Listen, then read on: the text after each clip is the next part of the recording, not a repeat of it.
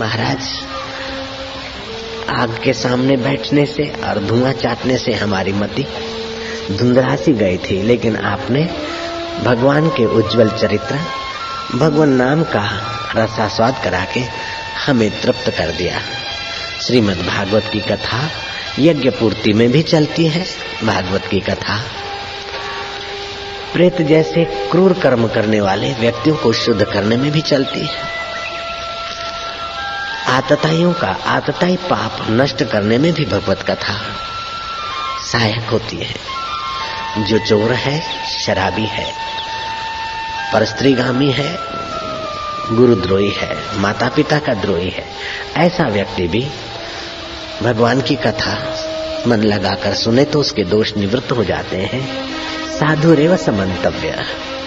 दूसरे के धन से पुष्ट होने वाला स्वार्थी, लोभी, कामी, कुटिल और पातकी व्यक्ति भी भगवत कथा से क्षिप्रम भवति धर्मात्मा, जल्दी धर्मात्मा हो जाता है।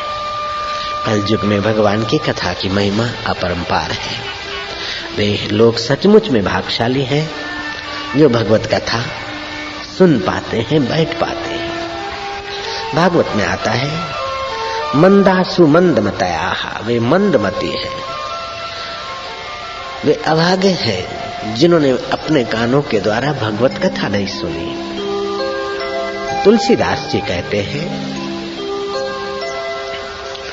जिन हरि कथा सुनी नहीं काना, श्रवण रंध्र ऐ भवन समाना, जे नहीं करही राम गुण गाना, जीह सुदादुर जीह समाना। जिन्होंने अपने कानों के द्वारा भगवत कथा नहीं सुनी, उनके कान है सांप के बिल जैसे। सांप के बिल में सांप रहता है और सांप में जहर रहता है। ऐसे जो भगवत कथा नहीं सुनते तो जगत की वार्ता सुनेंगे। जगत की वार्ता राग और द्वेष का जहर पैदा करती है।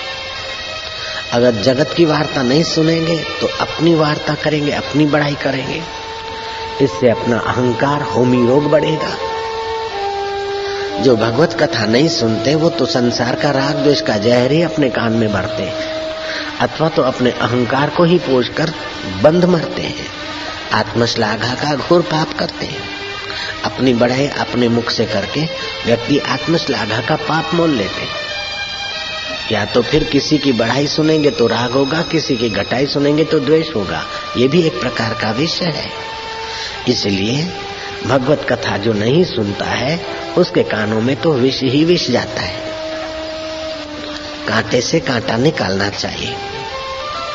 कान के द्वारा और आंख के द्वारा संसार घुसता है भीतर। कान के द्वारा किसी का राग द्वेष सुनकर संसार भीतर घुसता है। आंख के द्वारा कुछ अच्छा बुरा देखकर संसार भीतर घुसता है। जब आंख के द्वारा देखना ही पड़ता है तो वे सुबह, शाम और दोपहर भगवान के श्री विग्रह को देखो, मंदिर में जाओ।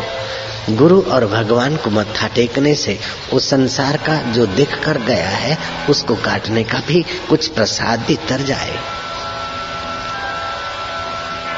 और भगवत कथा सुनो। जो संसार का राग द्वेष गया है उसको दूर करने के लिए भगवत कथा कानों के द्वारा भीतर जानी चाहिए। तो फिर कलयुग का दोष, कलयुग का पाप ताप इस जीव को तपाता नहीं। नारद जी कहते हैं, संसार तापे तप्ता नाम योगो परम औषधः। संसार के ताप में जो लोग तप रहे हैं उनके लिए भक्ति योग, परमात्मा ध्यान योग, जप योग आदि जो योग है वो परम औषध है। संसारी लोगों को त्रिताप में तपता हुआ देखकर नारद जी बड़े दुखी हो रहे थे। विह्वल पुरुष की नाई नारद जी तेजी से जा रहे थे। विशालापुरी में सनक, सनंदन, सनत कुमार, सनकादि 4 भाई जो कल्प के आदि में ब्रह्मा जी के संकल्प मात्र से उत्पन्न हुए थे। जैसे स्वप्न में आपके संकल्प से कुछ जीव उत्पन्न हो जाते हैं और आपका संकल्प टूटते ही वो जीव कहीं के कहीं चले जाते हैं, लेकिन ब्रह्मा जी का संकल्प आपके संकल्प से ज्यादा प्रभावशाली, वो कल्प पर्यंत रहता है। आपका संकल्प निद्रा पर्यंत रहता है, स्वप्न निद्रा के समय तक ही रहता है। ऐसे ब्रह्मा जी का एक दिन तो आपके 1000 युग बीत जाते हैं। ब्रह्मा जी इतने लॉन्ग लाइफ है। आपका 1 साल बीतता है तो देवताओं का एक दिन पूरा होता है। उत्तरायण देवताओं का प्रभात काल है, 14 जनवरी। 6 महीने का दिन और 6 महीने का रात देवताओं का होता है। आप 365 वर्ष जिए तो देवताओं का 1 साल ही होता है। ऐसे देवता 100 साल जीते हैं और ब्रह्मा जी के एक दिन में 14 इंद्र राज्य करके बदल जाते हैं। जैसे बैक्टीरियाओं के आगे तुम ब्रह्मा जी हो, तुम्हारे एक दिन में बैक्टीरियाओं की कई पीढ़ियां बदल जाती हैं। बैक्टीरियाओं के आगे मक्खी और मच्छर देवता जैसे हैं, क्योंकि मक्खी और मच्छर की आयुष्य में भी बैक्टीरियाओं के कई पीढ़ियां बदल जाती हैं। तो उन बैक्टीरियाओं के आगे आप हम ब्रह्मा और देवता जैसे लगते हैं, लेकिन आप और हमारी आयुष्य भी कुछ नहीं है देवताओं और ब्रह्मा जी के आगे। भारत की ये महान संस्कृति ने ऐसा खोज किया है कि दुनिया के किसी इतिहासकार ने, किसी मत पंथ संप्रदाय ने वो चीज मनुष्य जाति को नहीं दी जो भारतीय संस्कृति ने दी है। सनातन धर्म की ये विशेषता है। इस धर्म की स्थापना किसी पीर ने, पैगंबर ने नहीं की। बुद्ध आए, बुद्धिज्म चला। जीसस आए, ईसाईयत चली। मोहम्मद आए, इस्लाम चला। गांधी आए, गांधीवाद चला। लेकिन मोहम्मद के बाद दूसरा मोहम्मद इस्लाम में हमने नहीं देखा सुना। ईसाईयत में दूसरा ईसा मैंने देखा सुना नहीं। गांधीवाद में दूसरा गांधी हमने देखा सुना नहीं।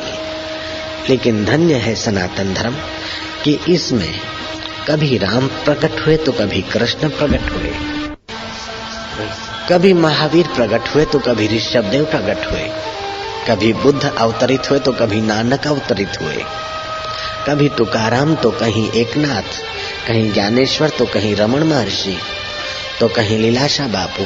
इस सनातन धर्म की सच्चाई अभी भी हमारे सामने अपना दिव्यता और उज्जवल स्वरूप प्रकट कर रही है। इससे पता चलता है कि सनातन धर्म की सत्य साधना में अभी भी महापुरुष संत अवतरित होते रहते हैं। वर्ल्ड रिलीजियस पार्लियामेंट 102 वर्ष पहले विवेकानंद गए थे और 2 वर्ष पहले हम लोग गए थे। दुनिया के 600 धर्मगुरु इकट्ठे हुए थे। कई प्रश्नोत्तर हुए। उसमें एक सवाल ये भी हो गया कि गॉड, भगवान सब जगह है, तो केवल इंडिया में ही भगवान का अवतार क्यों होता है? जीसस क्राइस्ट भी 17 साल के थे और हिंदुस्तान में आए। कश्मीर के योगियों से योग सीखे और काशी के पंडितों से विद्या सीखे। ऐसा रामतीर्थ आदि और दूसरे जानकार संतों के प्रवचन से सुनाई पड़ता है। तो आखिर संत और भगवान भारत में क्यों अवतार लेते हैं? जब एक ही भगवान है, सर्वत्र है, तो यूरोप में भगवान क्यों नहीं अवतार लेते? मैंने उनसे पूछा कि जहाँ हरियाली होती वहीं पानी क्यों बरसता है, और जहाँ पानी बरसता है खूब वहीं हरा भरा क्यों रहता है? बोले ऑटोमेटिकली ऐसा होता है। जहाँ हरियाली होती है वहाँ बादल खींच के आते हैं, और जहाँ बादल बरसते हैं वहाँ हरियाली उभरती रहती है। मैंने कहा ध्यान से सुनो, तुम्हारे सवाल का जवाब तुम ही दे रहे हो। इस बार सृष्टि की आदि में कैलाश पर्वत निकला विशाल जल राशि से, और कैलाशपति भगवान शंभ सदाशिव ने गोरखनाथ आदि जोगियों को योग और धर्म कर्म के प्रचार प्रसार को प्रोत्साहित किया। तो जहाँ भगवान प्रकट होते हैं वहाँ भक्ति होती है, जहाँ भक्ति होती है वहाँ भक्त होते हैं, और जहाँ भक्तों की पुकार होती है भगवान वहाँ प्रकट होते हैं। जैसे बादल बरसते हैं पानी, हरियाली है वहाँ बादल, बादल है वहाँ हरियाली। जहाँ भगवान है वहाँ भक्त, और जहाँ भक्त है वहाँ भगवान अवतार लेता है। फिर कहते हैं मिस्टर बापूजी, जो माइयां सत्संग सुनती है वो आपस में लड़ती क्यों है? टेढ़ा सवाल पूछा। सच पूछो कि जो लड़ती झगड़ती है वो भी सत्संग सुनती है तो उनकी लड़ाई झगड़ा धीरे धीरे कम हो जाता है। लेकिन उन्होंने तो ऐसे ही सीधा टेढ़ा सवाल पूछा जैसे नेताओं से पूछते। बोले मिस्टर बापूजी, माया सत्संग सुनती है फिर आपस में लड़ती झगड़ती क्यों है सासू बहू?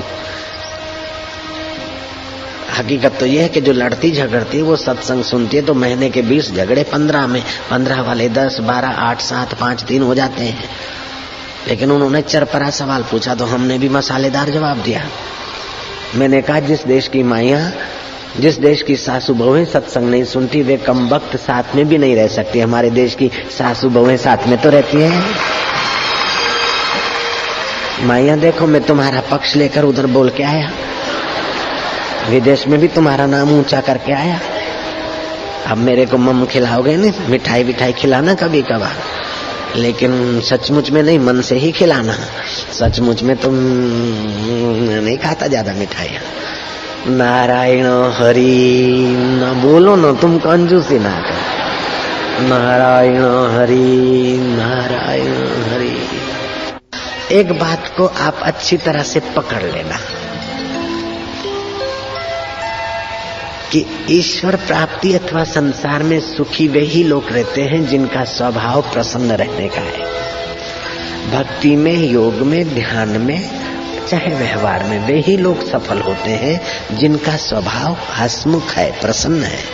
कुछ लोग तो बड़ा ताज्जुब करते हैं, भजन करने बैठेंगे फिर भी ऐसे बैठेंगे कि बस मानो भगवान से कोई झगड़ा करने को बैठे या कोई मुसीबत मोल ले रहे हैं।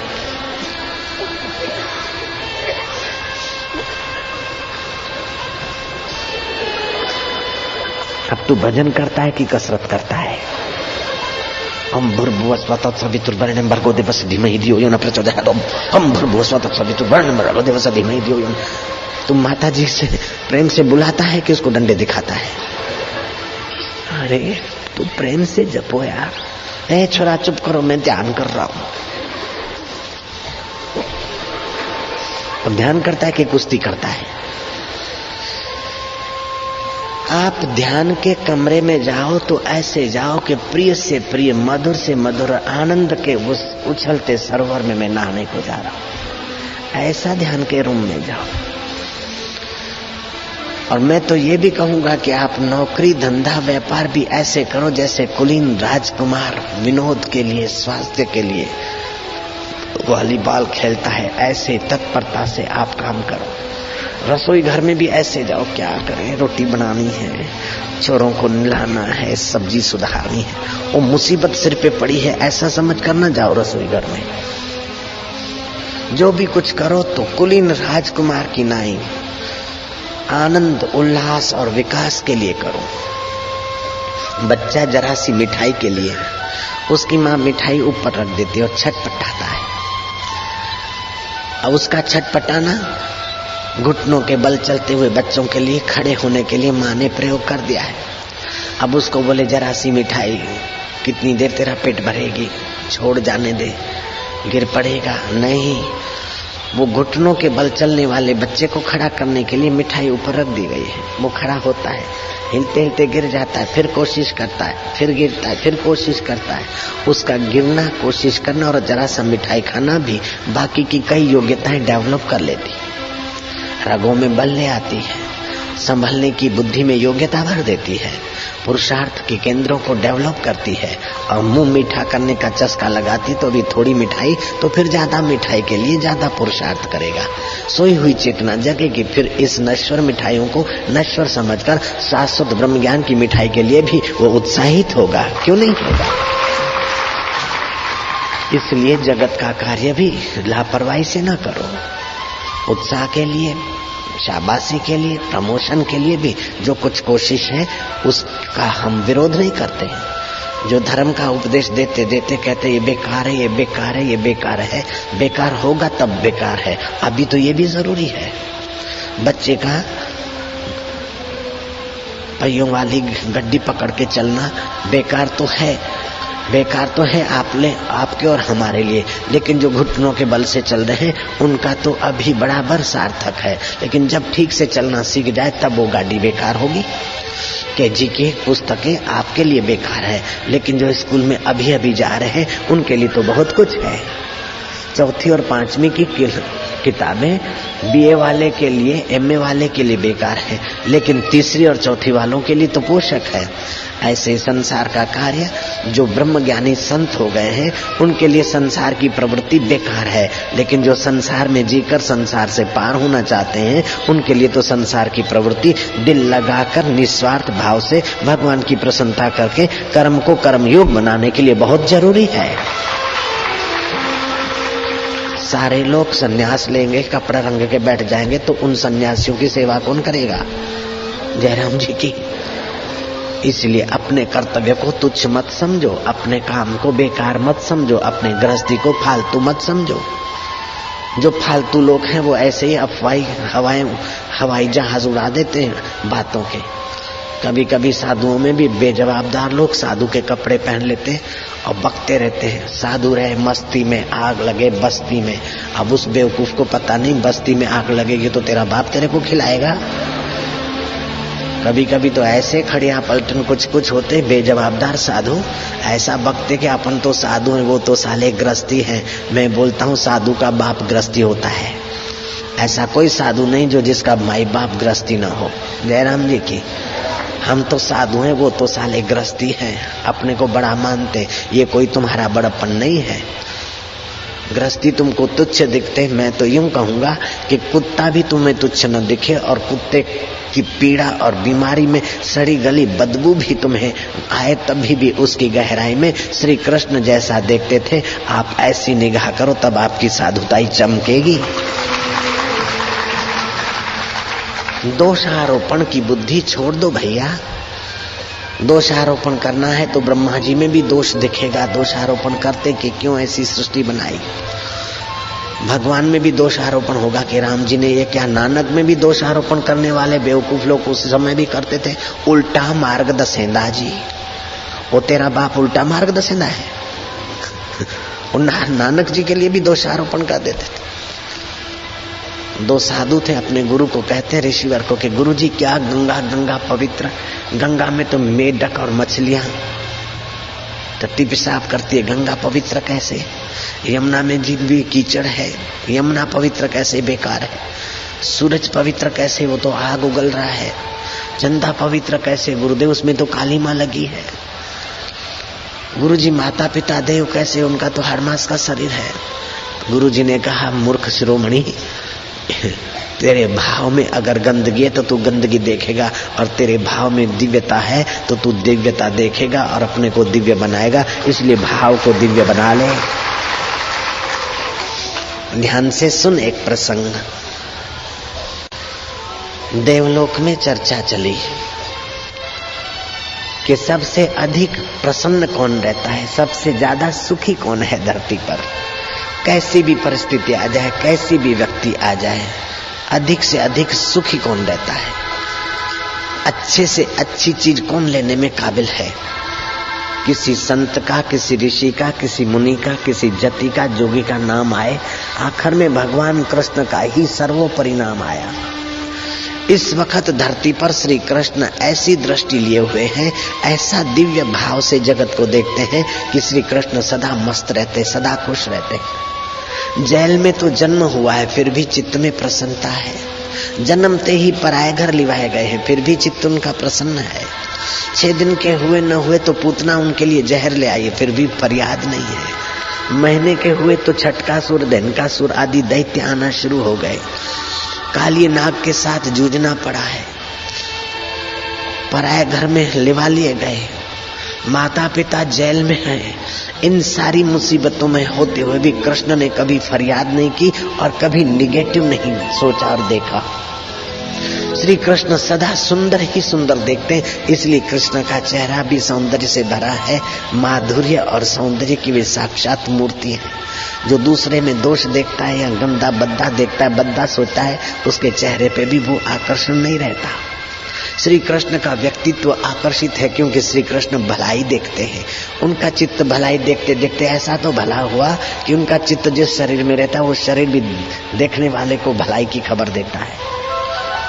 एक देवता को विचार आया कि कृष्ण बुरे से बुरी व्यक्ति, बुरे से बुरी वस्तु, बुरे से बुरी परिस्थिति में भले से भला कैसे देखते होंगे।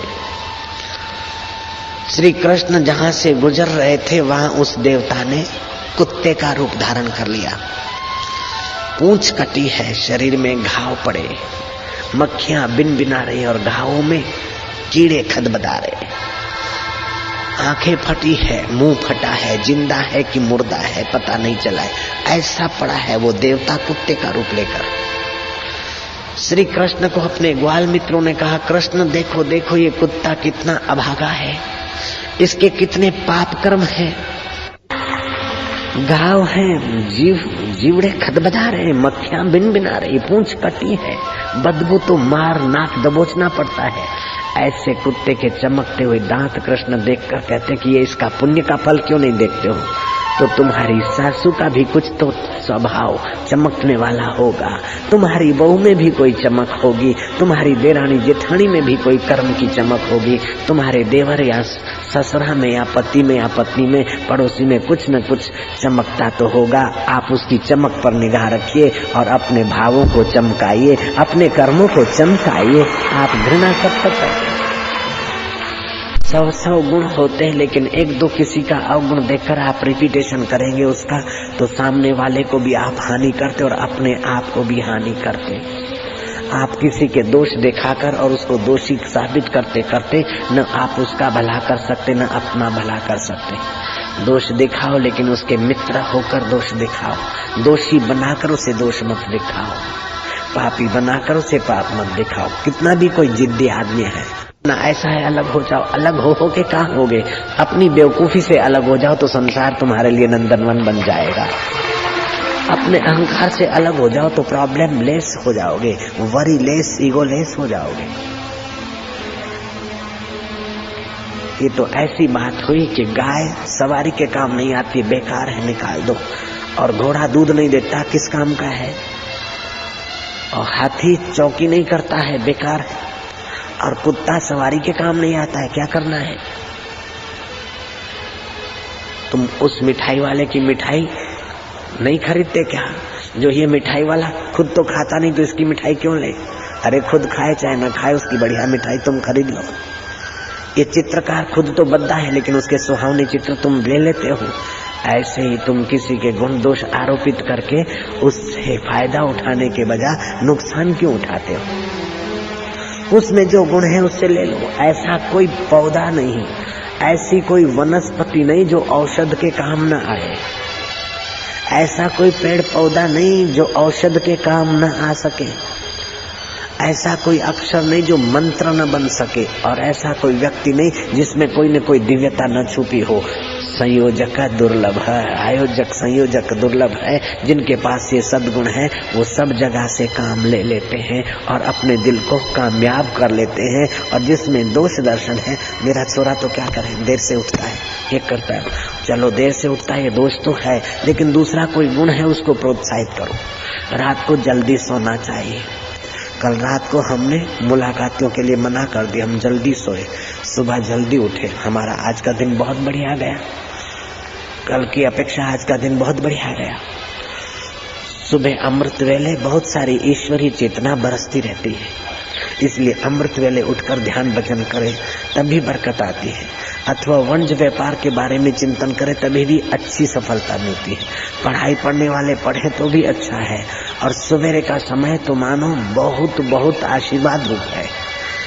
रात्रि को पहला पहर भोजन और विनोद के लिए है। सूर्य अस्त हो गया 5:30 को, तो 5:30 से 8:30 तक पहला पहर है। दूसरा और तीसरा पहर शयन करने के लिए है। दूसरा पहर माना सूरज अस्त से 3 घंटे पहला पहर, दूसरे 3 घंटे दूसरा पहर, तीसरे 3 घंटे तीसरा पहर। तो पहला पहर जो 3 घंटे है वो 1 घंटा तुम सो जाओ तो 2.5 घंटा शयन करने का फायदा मिलता है।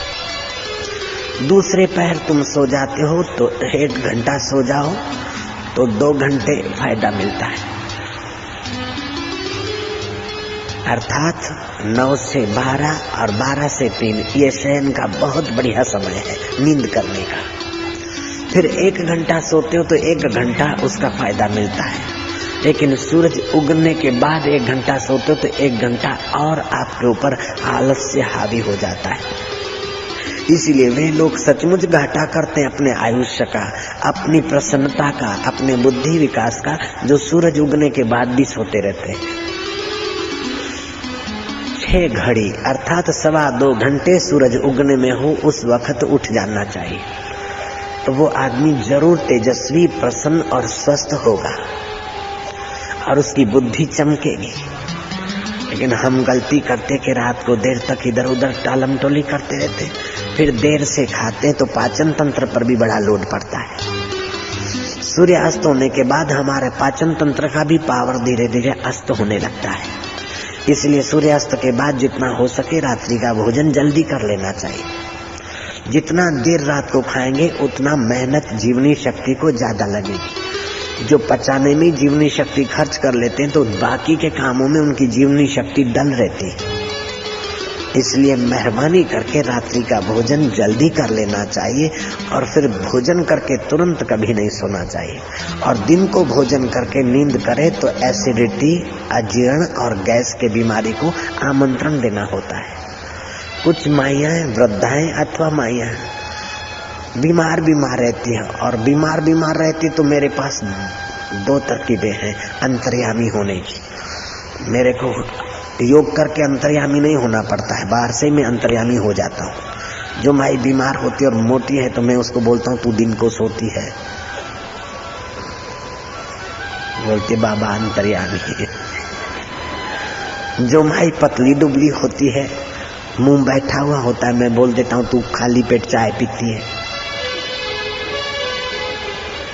मैं फिर मजाक में कहता हूँ कि देखो अंतर्यामी हूँ कि नहीं हूँ। मुझे अंतर्यामी बनने की जरूरत नहीं पड़ती है, गोता मारने की, ध्यान करने की जरूरत नहीं पड़ती है। जिसके गाल बैठे हैं वो कुदरती सीधा हिसाब है। सुबह खाली पेट चाय पिएगा तो वीर्य ग्रंथि जो है उसकी लीकेज होगी, पानी पड़ने की बीमारी होगी, गाल बैठे हुए होंगे अपने आप, वो तो बस 2 और 2 4 जैसा गणित है। और जो अधिक मोटी है वो दिन को खाकर सोती होगी। ये 2 उपायों के बाद अगर कोई ना बोलती तो फिर मेरे को थोड़ा अंतर्यामी बनना पड़ता है, जयराम जी बोलना पड़ेगा। दिन को अगर भोजन करके सोना ही है तो 16 श्वास ले उतनी देर बाहें करवट सोना चाहिए और 8 श्वास ले उतनी देर दाहिने करवट सोना चाहिए और 32 श्वास ले उतनी देर सीधे सोना चाहिए। बस दोपहर का शयन हो गया। जो रोटी खा के सोते और पेट पे हाथ घुमाते तो फिर वो पेट भी मोटा और मति भी मोटी, गड़बड़ हो जाती है। मासिक धर्म में कोई महिला हो तो उसको भोजन नहीं बनाना चाहिए, बेटी बनाए या और कोई बना ले तो अच्छा है। मासिक धर्म में अगर हम भोजन बनाते हैं तो हमारे बेटे और पति की बुद्धि का जो विकास है वो रुक जाएगा। इसलिए उनकी आयु और विकास होता रहे, आयु बढ़ती रहे, इस हेतु से और अपने स्वास्थ्य की रक्षा रहे, इस हेतु से भी इस नियम को पालना चाहिए। रशिया के वैज्ञानिकों ने पढ़ा कि भारत की स्त्रियों को रसोई घर में जाने से मना करते हैं, हानि होती है। तो क्या हानि होती है, रिसर्च किया उन्होंने। तो शुगर मिल में जो मासिक धर्म वाली लड़कियां हैं, माइयां आई थी, उनको शुगर की मिल में अमुक जगह पर, क्वालिटी की जगह पर रखा गया और फिर परीक्षण किया कि शुगर पर भी, मासिक धर्म वाली महिलाओं की शुगर की क्वालिटी और सफेदी पर भी असर पड़ता है। कबीर ने कहा माया की छाया पड़े, मासिक धर्म में जो स्त्री है उसकी छाया पड़े, माया की छाया पड़े, अंधा होत भुजंग, सांप अंधा हो जाता है। जो उन दिन उससे रमे तिसकी जाने भगवंत। तो मासिक धर्म से लेकर 5 दिन तक तो पत्नी से बिल्कुल दूर से ही सिर नीचा करके बातचीत कर लेनी चाहिए, करनी हो तो। छठे दिन 7वें दिन के बाद अगर पुत्र प्राप्ति के लिए संसार में उतरना है तो अपने शास्त्र मना नहीं करते, लेकिन जन्म दिवस हो, एकादशी का दिन हो, पूनम का दिन हो, अमावस्या का दिन हो, ऐसे दिनों में व्यवहार करेगा तो आयुष्य ज्यादा क्षीण होगी और मन खिन्न होगा। फिर श्राद्ध के दिनों में पति पत्नी का व्यवहार करने से पितरों को वीर्यपान करना पड़ता है और हल्की आत्माएं आती है, दुख देने वाले छोरे छोरी आते घर में, उससे परहेज करना होगा। इस प्रकार का शास्त्र के अनुसार ज्ञान पाकर आपका गृहस्थी जीवन ऐसा तो ऊंचा उठाओ कि जन्म जन्मांतर के जो संस्कार पाप ताप हैं वो काटने के लिए आपको गृहस्थी जीवन मिला है, बुद्धि मिली है। बुद्धि मिली है तो कर्म ऐसा करो कि कर्मों से ही कर्म बंधन काट के आप मुक्त आत्मा हो जाओ, जीवन मुक्त हो जाओ, इसीलिए कर्म करना है। तो कर्म कुशलता से करो, तत्परता से करो, उत्साह से करो और कर्मों से कर्मों को काटने का प्रयत्न करो। कर्मों से कर्म बंधन मत बढ़ाओ,